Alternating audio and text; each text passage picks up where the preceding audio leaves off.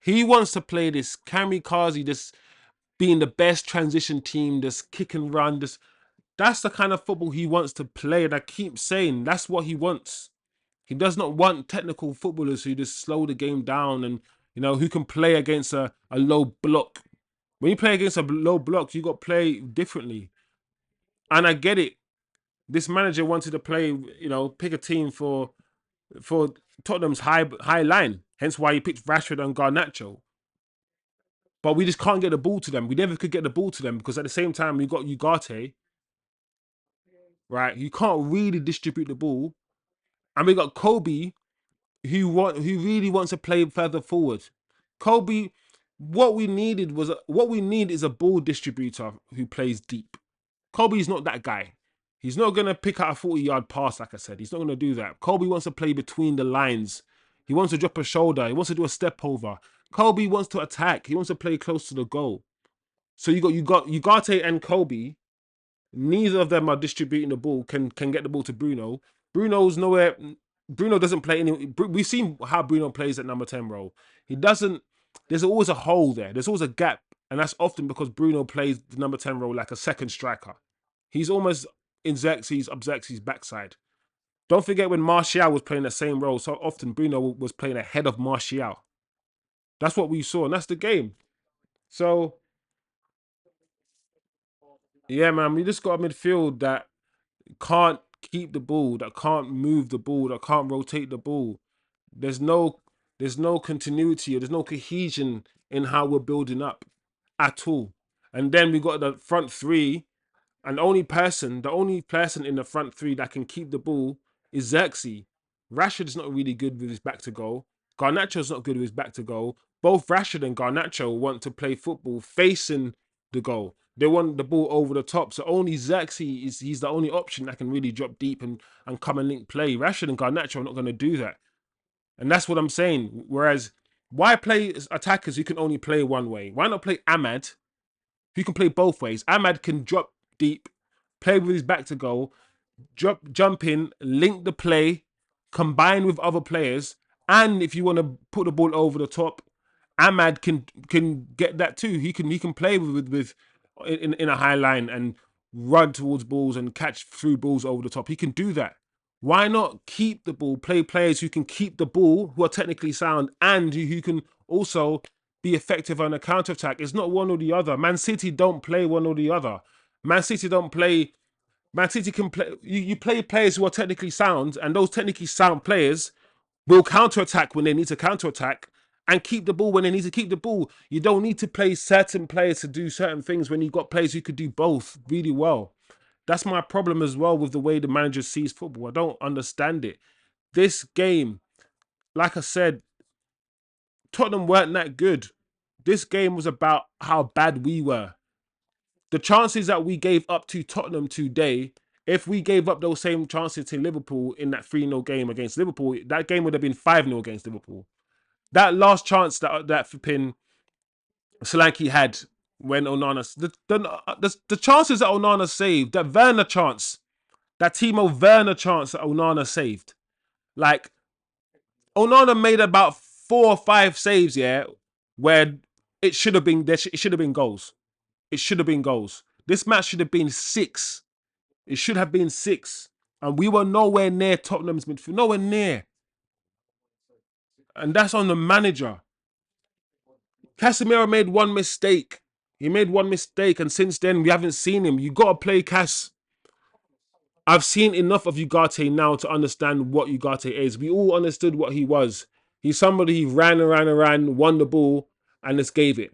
Run around, win the ball, and gave it. However, there's one thing that we understand about today's football today. We need more than that. We need more than that from players now. We can't just have a player that's there to win the ball and just give it.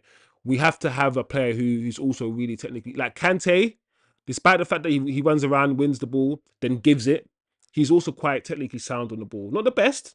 He's not Pogba, but he's technically sound on the ball. Ugarte, I don't even think he's a great passer of the ball. I don't think he's technically sound. I don't think he's a good decision. I don't think he makes positive passing decisions. I don't think when he's on the edge of the box, he's that effective. I just literally don't think, basically, to put it down to a soundbite, he's not very good on the ball, Ugarte. He is not. Can we afford to have a player just there who is decent? Because he's not even amazing off the ball either. Can we afford to have a player who covers the space? Yes, he does, but he's not that good off the ball. Maybe if we had someone beside him who's a good ball distributor.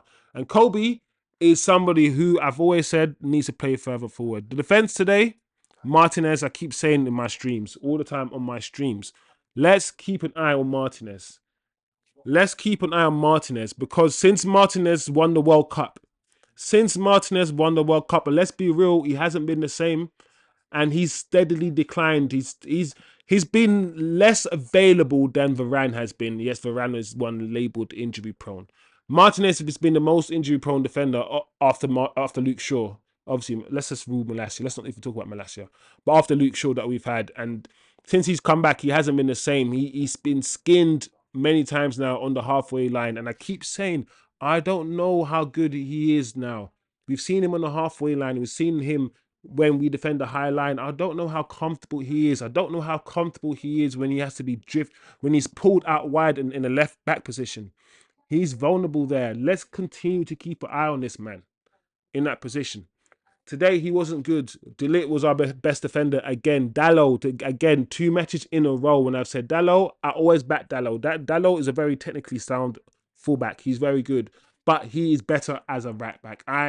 I'm surprised that we don't do the Mazraoui left back and let Mazraoui cut in and into midfield, do the inverting from left back, and then have Dalot as the right back and have Dalot whipping crosses in. I don't understand why we don't do that. Just swap them. Let's swap Dalot and Mazraoui and try that. I think that's smart to do, but at the moment, Dalot's not doing it as a left back. He's not. Mazraoui, I ain't got a problem with Mazraoui, but I do think Mazraoui is a bit safe. He's a bit safe. He's very technically sound. On the ball, very good, very good. He got skinned a few times today. He did. He did. Let's be honest. I also think sometimes he's technically saved. So sometimes I want him to whip a crossing and he doesn't do it. Other than that, I ain't got no problem with him today. The forwards today were non-existent. I feel sorry for Zirkzee. He had a few misplaced passes, a few times where he miscontrolled the ball, but today he didn't get much of the ball at all. We just couldn't keep the ball. We wanted to play this flipping kick and run, counter-attacking football today while being the home team. That's the thing. We wanted to play that type of football while being the home team against Everton.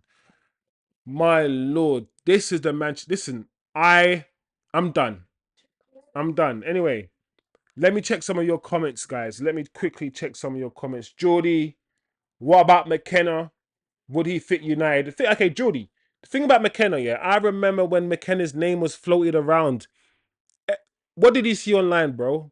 You saw United fans, we don't want McKenna, we hate McKenna. Listen, I was one of them fans that said, listen, McKenna was a coach at United, and I didn't really see what he was doing, what was going on when he was coaching under Ollie. I don't want McKenna. I want someone more experienced. I do. Seeing what McKenna is doing at Ipswich, seeing the kind of football that he's playing, I bet now my United fans are saying, do you know what? Do you know what? Do you know what? McKenna, it doesn't look too bad now. It don't look too bad now. Listen, I still feel like McKenna might be a bit too early.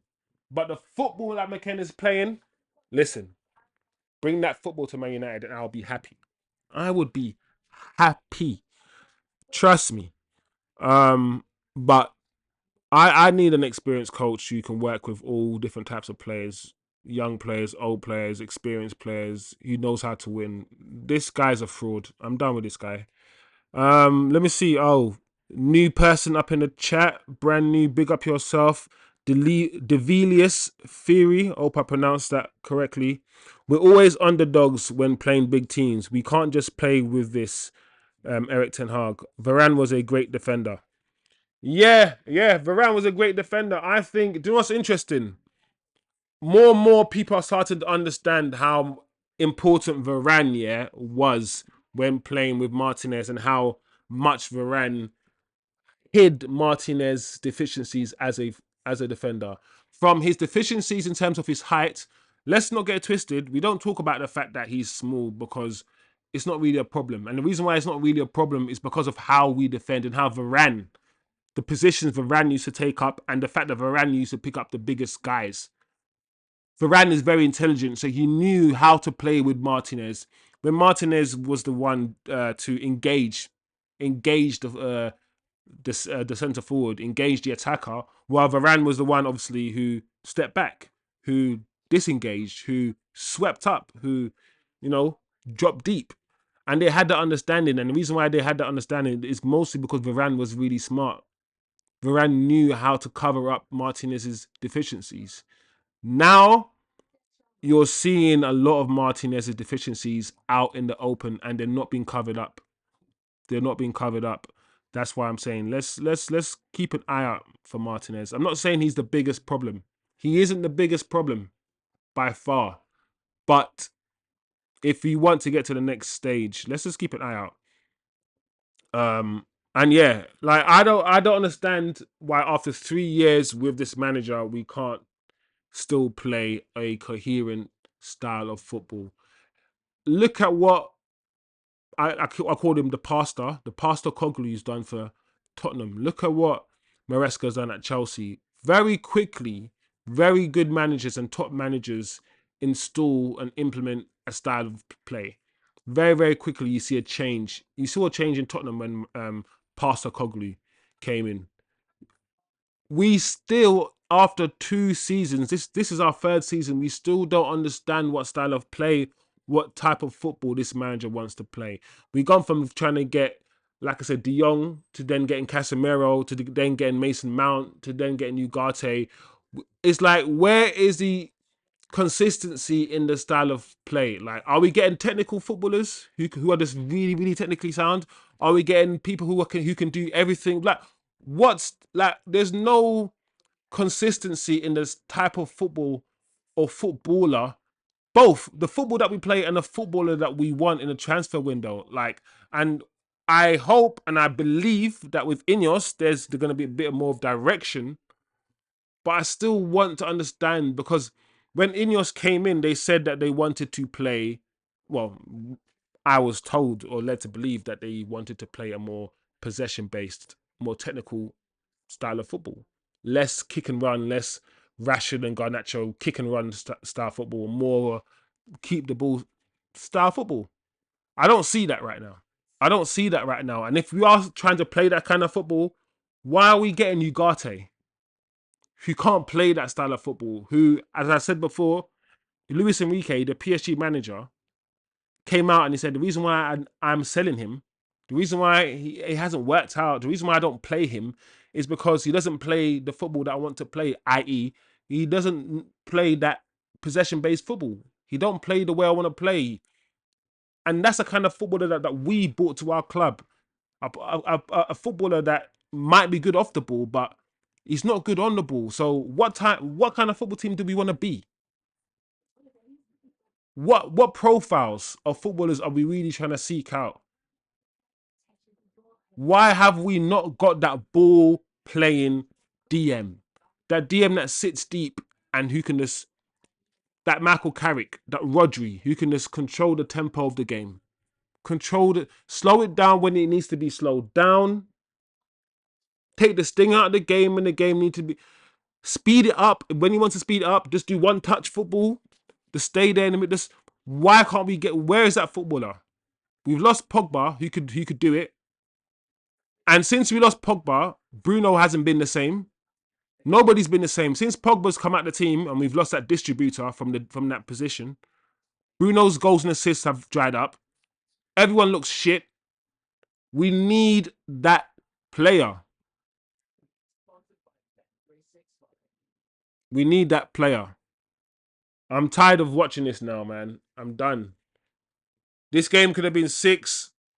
And if it wasn't because of Tottenham's shit attackers, it wasn't 6.